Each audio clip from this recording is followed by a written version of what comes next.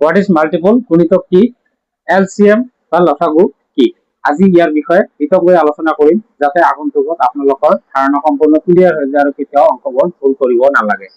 আপনি যদি এজন ষ্টুডেন্ট তার কারণেও দরকারি হয়, আপনি যদি কম্পিটিটিভ এক্সামের কারণে প্রস্তুতি চলাইছে, ক্যাট হোক, এডিআরই হোক বা যিমান গভর্নমেন্ট জবসের কারণে আপনি প্রস্তুতি চলাই আছে, তার কারণে আপনার মোস্ট ইম্পর্টেন্ট টপিক এলসিএম বা লসাগু, এইটো আমাক আপনার জানিবই লাগিব, কারণ ইয়ার ওপৰত অঙ্ক থাকেই থাকে।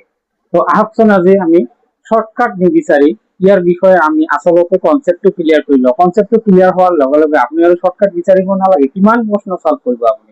আপনি যদি ইয়াত কনসেপ্ট থাকে নহয়, আপনি প্ৰশ্ন কিমানেই পেজ লগাই দিয়ক, আপনি ইজিলি সলভ কৰিব পাৰিব। তো আশা কৰো ভিডিওটো স্কিপ নকৰাকৈ আপোনালোকে চাব। ফাৰ্স্ট আমি বুঝি লওঁ যে গুণিতক কি, মাল্টিপল কি। ইয়াৰ আগৰ ভিডিওত আলোচনা কৰা হৈছিল যে উৎপাদক কি, সাধাৰণ উৎপাদক কি, এইটোৰ বিষয়ে বিতং আলোচনা কৰা আছিল। আজি গুণিতক কি। এটা সংখ্যা ললো 5। এতিয়া কব লাগে 5ৰে আমি কি কি সংখ্যা হৰণ কৰিব পাৰো যাতে হৰণফল শূন্য হয়, অৰ্থাৎ 5ৰে বিভাজ্য সংখ্যা কি কি। তো আমি প্ৰথমে পাম কি 5, তাৰপিছত পাম 10, তাৰপিছত পাম 15।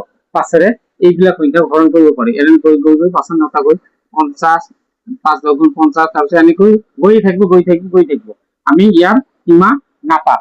এই যে 5 সংখ্যাৰে এই সকলোবোৰ সংখ্যা যে বিভাজ্য হয়, এই সকলোবোৰ সংখ্যাবোৰক কোৱা হ'ব, এই গোটেই সংখ্যাবোৰক কোৱা হ'ব 5ৰ গুণিতক বা 5ৰ মাল্টিপল। বেলেগ এটা সংখ্যা ললো 7। 7ৰ গুণিতক কি হ'ব? 7 1 গুণ 7, 7 2 গুণ 14, তেনেকৈ 21, 28, 35, তেনেকৈ গৈ থাকিব। এইবোৰ হল কি 7ৰ গুণিতক। তো এই যে আমি দেখা পালো কি যে যিকোনো সংখ্যাৰ গুণিতক আৰম্ভ হয় কৰ পৰা, সেই সংখ্যাটোৰ পৰাই আৰম্ভ হয়। আটাইতকৈ সৰু গুণিতকটো হল এই সংখ্যাটো নিজে, এই সংখ্যাটো নিজে নিজৰ আটাইতকৈ সৰু গুণিতক। আৰু আটাইতকৈ ডাঙৰ গুণিতক আমি কব নোৱাৰো কি হব পাৰে, কাৰণ ইয়াত কোনো সীমা নাই, এইটো অসীমলৈকে গৈ থাকিব। নেক্সট আমি বুজিম এতিয়া যে এলসিএম আৰু বা লসাগু কি। তাৰ আগতে বুজিব লাগিব অকল সিএম কি বা সাধাৰণ উৎপাদক কি।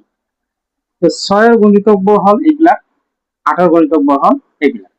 ইয়াতে আমি যদি ভালদৰে লক্ষ্য কৰো, আপোনাক যদি প্ৰশ্ন কৰা হয় 6 আৰু 8ৰ গণিতকৰ লিষ্টবোৰত মিল থকাবোৰ কোনবোৰ, তো প্ৰথমে আমি পাম কি, প্ৰথমে আমি পাম 24। ইয়াতো 24 আছে, ইয়াতো 24 আছে। তাৰপিছত নেক্সট পাম কি 48, ইয়াতো 48 আছে, ইয়াতো 48 আছে। এনেকৈ আমি আগুৱাই গৈ থাকিলে আৰু পাই থাকিম। এই যে আমি সংখ্যাবোৰ যে পাই থাকিম আগলৈ যিমান গৈ থাকিম সিমানেই লিষ্ট আমাৰ ডাঙৰ হৈ থাকিব। যে এই যে প্ৰথমে পালো কি আমি 24, তাৰপিছত পালো 48, তাৰপিছত পাম 72, এনেকৈ গৈ থাকিব। এই সংখ্যাবিলাকক কোৱা হ'ব 6 আৰু 8ৰ সাধাৰণ গুণিতক, কাৰণ ইয়াতে দুয়োটাতে আছে, এই গুণিতকবোৰ দুয়োটাৰে হয়, দুয়োটাতে আছে। এতিয়াহে আমি নেক্সট পাম কি এলসিএম, সিএম নহয় এবাৰ এলসিএম, সাগু নহয় লসাগু। ল শব্দটো কি বুজায়? লঘিষ্ঠ। এল শব্দটো কি বুজায়? লৱেষ্ট, মানে আটাইতকৈ সৰু, আটাইতকৈ কম। তো এই যে লিষ্টটো ওলালো, ইয়াৰ ভিতৰত আটাইতকৈ লঘিষ্ঠ কোনটো, আটাইতকৈ সৰু কোনটো? আমি প্ৰথমে যিটো পালো সেইটোৱে 24। এই যে 24টোক কোৱা হ'ব 6 আৰু 8ৰ এলসিএম, লসাগু। আশা কৰো ভিডিওটোৰ দ্বাৰা উপকৃত হ'ব।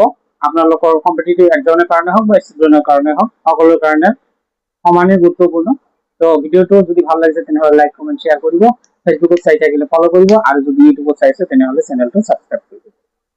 Thank you. Like, comment, share and subscribe.